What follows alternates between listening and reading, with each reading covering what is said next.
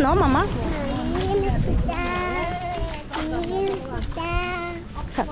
Siyon Kuri bike manne. Hello everyone, সবাই কেমন আছেন? আশা করছি সবাই ভালো আছেন আর আমিও ভালো আছি। আজকে আমি আপনাদেরকে দেখাবো বুদ্ধ, আমাদের সিদ্ধার্থ গৌতম বুদ্ধ যেখানে দীর্ঘ ৬ বছর ধ্যান করেছিলেন সেই জায়গাটা দেখার জন্য আমরা যাচ্ছি।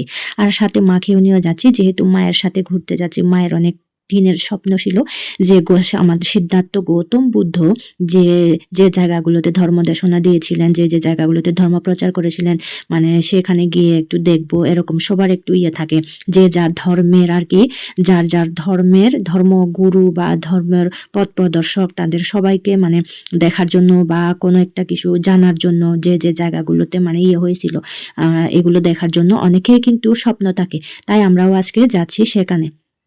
সিদ্ধার্থ গৌতম বুদ্ধকে যেহেতু আমরা কখনো দেখিনি আর দেখতে পাইনি, শুধুমাত্র তিনি যে যে জায়গাগুলোতে ধর্মদেশনা দিয়েছিলেন, ধর্ম প্রচার করেছিলেন, সে জায়গাগুলো এখনো স্মৃতি হিসেবে রয়ে গেছে। সে জায়গাগুলো এখনো অনেক লোকজন ভক্তি শ্রদ্ধা করে, ওখানে গিয়ে মানে বিভিন্ন ধরনের শান্তি পায়, শান্তি সুখ খুঁজে পায়, যেহেতু ভাবে যে আমরা যাকে মানে মানি, আমরা যাকে বন্দনা করি, যার পথ প্রদর্শক যিনি ছিলেন তাকে দেখতে না পেলেও তার যে জায়গাগুলোতে মানে হয়েছিল, মানে পরিচিতি লাভ পেয়েছিল, সেই জায়গাগুলোতে যেতে পারলে আমাদের অনেক ভালো লাগে। এই যে দেখেন অনেক লোকজন কিন্তু যাচ্ছে, অনেক বয়স্ক, হাঁটতেও পারে না, অনেক কষ্ট করে, তারপরেও সেই জায়গাগুলো দেখার জন্য মানে অনেকেই অনেক দূর থেকে হেঁটে হেঁটে উপরে উঠে যায়। একদম উপরে কিন্তু সেই গুহাটা, আমরা সেই গুহাটা দেখার জন্য যাচ্ছি। অর্ধেক রাস্তায় আসার পরে এখানে একটা ভিউ পয়েন্টের মতো একটা জায়গা আছে, এখানে কিন্তু মানে একটু রেস্ট নেওয়া যায়। একটু রেস্ট নেওয়ার পরে আবারও আমরা উপরে চলে যাব। এই যে দেখেন জুতা চ্যান্ডেল সবগুলো কিন্তু এখানে রেখে উপরে খালি পায়ে চলে যেতে হয়।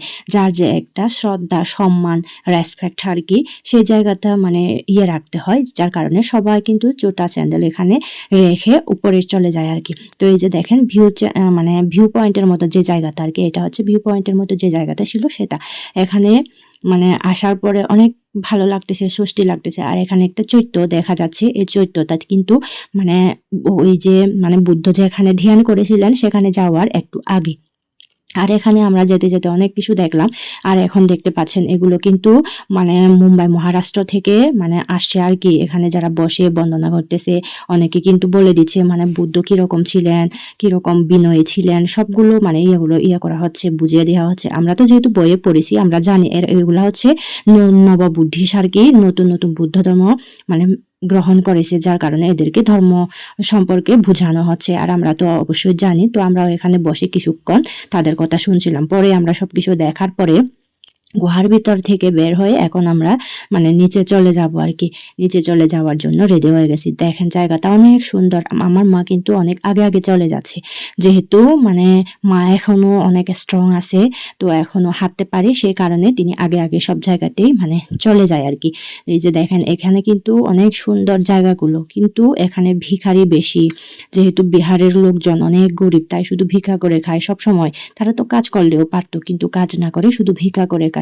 বুদ্ধ এত সুন্দর জায়গায় ধর্মদেশনা দিয়েছিলেন, ধ্যান করেছিলেন, এই জায়গাগুলো এভাবে মানে ভিখারিরা মানে অনেক মানে কিরকম একটা করে রেখেছে আর কি। এগুলো যদি আমাদের বুদ্ধ ধর্মের লোক হলে তাহলে আর অনেক বেশি সুন্দর করে রাখতো, স্বর্ণের মতো করে সাজিয়ে রাখতো।